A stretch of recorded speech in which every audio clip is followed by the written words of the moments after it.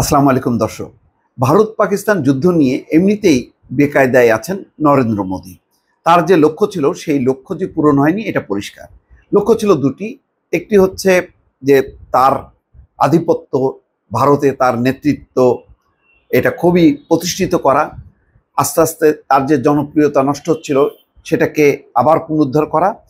অন্যদিকে পাকিস্তানকে কুপকাত করা, পাকিস্তানকে একটি সন্ত্রাসী রাষ্ট্রে পরিণত করা এবং সারা বিশ্বকে দেখানো যে সন্ত্রাসের কারণে ভারত সেখানে হামলা করেছে।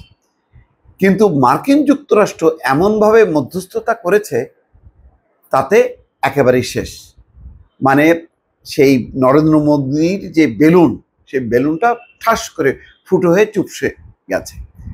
এখন শেহবাজ শরীফ তার উপরে টেক্কা দিচ্ছে। কিভাবে দর্শক সেই বিশ্লেষণটা করব। তার আগে আবারও অনুরোধ করছি, যারা এখনো ভয়েস বাংলা নিয়মিতভাবে দেখছেন কিন্তু সাবস্ক্রাইব করেননি, দয়া করে সাবস্ক্রাইব করুন এবং লাইক শেয়ার দিয়ে আমাদের সঙ্গেই থাকুন। পাকিস্তান এবার উল্টো চাল দিয়েছে। সেই চালে নরেন্দ্র মোদীর ভারতকে বলছে কাশ্মীর নিয়ে আলোচনায় বসুন। কিন্তু ভারত কি চায় কাশ্মীর নিয়ে আলোচনা করতে? না, তারা সব সময় এটা দ্বিপাক্ষিক ইস্যুতে রাখতে চায়। কিন্তু স্বয়ং ডোনাল্ড ট্রাম্প বলছেন যে তিনি মধ্যস্থতা করতে রাজি।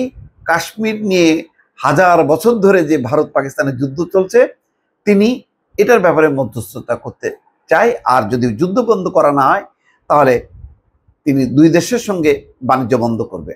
আর যদি যুদ্ধ বন্ধ করে তাহলে বাণিজ্য অর্থনীতি নিয়ে দুই দেশের সঙ্গে আলোচনা করবে এবং কাশ্মীর নিয়ে যে সংকট সমস্যা সেটি নিয়ে আলোচনা করবে। তার মানে হচ্ছে কি? তার মানে মার্কিন যুক্তরাষ্ট্র চায় কাশ্মীর নিয়ে আলোচনা করে একটা স্থায়ী সমাধান করতে। ভারত কখনো চায় না। ভারত জানে যে এই আলোচনায় গেলে তার লস, অর্থাৎ কাশ্মীর যে পাকিস্তানের অংশ বা কাশ্মীর যে একটা আলাদা একটা তার নিজস্ব একটা অবস্থান আছে, যেখানে এক অংশ ভারতের মধ্যে আর এক অংশ পাকিস্তানের মধ্যে। সুতরাং উভয় কাশ্মীর যদি একটি স্বায়ত্তশাসিত অঞ্চল বা একটা স্বাধীন রাষ্ট্র হিসাবে সামনে আসে, সেটা ভারতের বড় ধরনের পরাজয়। ভারত এই পরাজয় কখনো মেনে নিতে পারে না বলে তারা চায়নি যে কাশ্মীর একটা আন্তর্জাতিক আলোচনার ইস্যু হোক। কিন্তু এবার যুদ্ধ করে সে ফাঁদে পড়ল অনেকভাবে। মোদি এবার ধরাশায়ী হলো। এক হলো এই যুদ্ধে অংশ নিয়ে তার 5টা যুদ্ধ বিমান শেষ হলো, তার আকাশ প্রতিরক্ষা ব্যবস্থা ধ্বংস হলো, তার ক্ষেপণাস্ত্রের যে গুদাম সেই গুদাম ধ্বংস হলো। এরপরে আবার ডোনাল্ড ট্রাম্প বলছে যে কাশ্মীর নিয়ে আলোচনায় বসুন।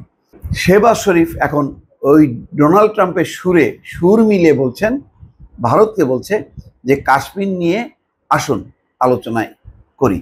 তিনি ভারতকে আলোচনার আমন্ত্রণ জানিয়েছেন। দর্শক, সেই খবরে বলা হচ্ছে পাকিস্তানের প্রধানমন্ত্রী শাহবাজ শরীফ কাশ্মীর পানি বন্টন সহ সব বিতর্কিত ইস্যু নিয়ে সামগ্রিকভাবে দ্বিপক্ষীয় আলোচনায় বসার জন্য ভারতকে আমন্ত্রণ জানিয়েছেন।